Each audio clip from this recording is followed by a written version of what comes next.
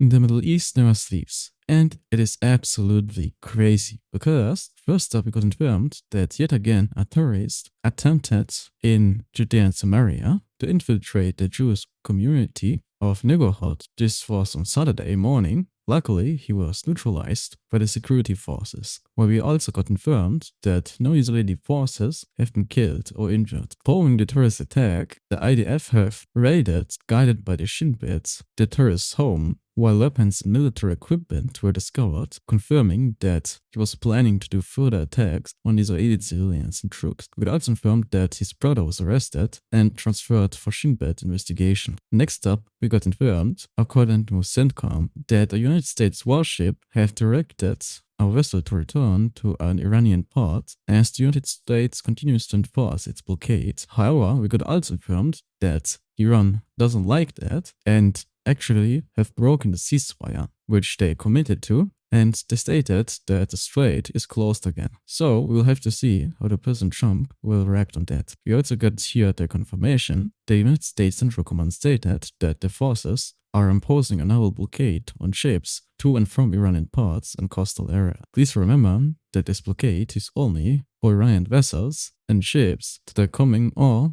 going to Iranian ports. Iran also have announced that its airspace and a number of airports have reopened starting from 7 a.m. local time today, Saturday. Iran also stated that the Iranian airspace is now open for international flights to pass through its airspace. I assume they also do it first because of the economy, and second, if the United States decides to continue the attacks in Iran, which I believe Iran could use the airplanes as security or hostages in the air, so it complicates the United States and Israel attack. We got also informed by Iran that the United States have violated the covenants once again and continued maritime piracy. However, as you may know, this is completely false. Yet the opposite is the case. Iran as well team completed the ceasefire by not opening the strait as they have agreed to, while all other points were followed by the United States and Israel. The UK Foreign Secretary also stated that the Middle East ceasefire must turn into permanent peace. The Iranian Foreign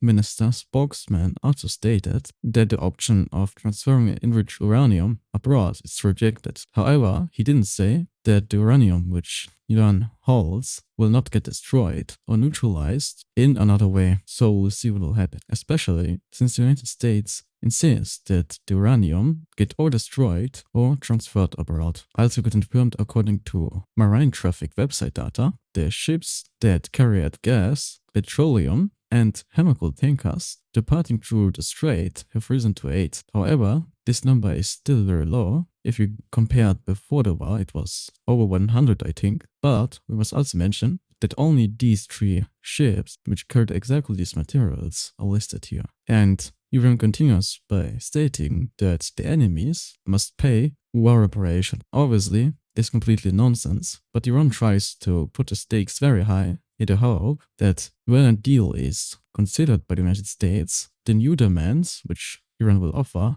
will look compared to this like nothing. So it's more in psychological nature. And I think Iran knows themselves that they will not get any money. While Iran wants financial support for their terrorist crimes, Donald Trump stated that the strait is open, but the United States naval blockade will remain in full force until the United States and Iran have agreed to a deal, which according to the president is very close. However, I personally don't believe so. Remember, the president also needs to make such statements so the stock market doesn't panic. According to Scoop, the United States considers 20 billion cash for a uranium deal with Iran. This is according to 2 United States officials and 2 additional sources briefed on the talks. We got also informed that Pakistani Air Force have escorted Iranian negotiators home from the last peace talks with the United States and Iran. This was done after the Iranians claimed that Israel might seek to kill them. This is why Pakistan deployed 2,000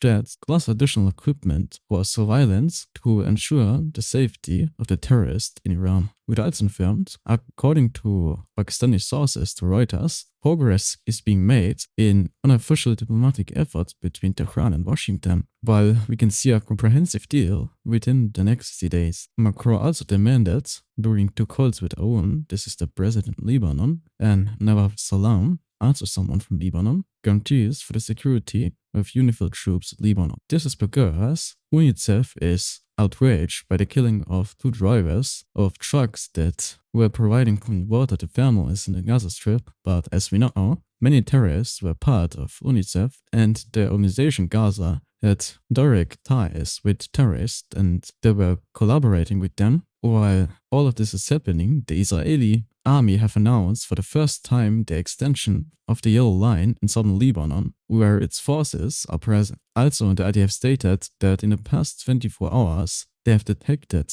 terrorists trying to breach the Blue Line towards the forces. This in a manner that posed an immediate threat to the Israeli forces. And after they got detected, they got eliminated. Trump also made a statement saying that Israel will not be bombing Lebanon any longer. They are prohibited from doing so by the United States. Enough is enough. I'm not quite sure if Donald Trump is only saying that just to break a better deal with Iran, especially since the ceasefire in Lebanon only lasts for 10 days. So, as always, we will see what will happen here. That's why Netanyahu stated that they have agreed to the ceasefire at Trump's request. But I will say it honestly, he said, we haven't finished the job yet. Also, lastly, we got confirmed that the Iranian terrorist state have launched 3 attacks on commercial ships in the Strait. And as always, make sure to remember to check every news for yourself, especially in a time of AI where so much can be fake. And of course, stay awesome.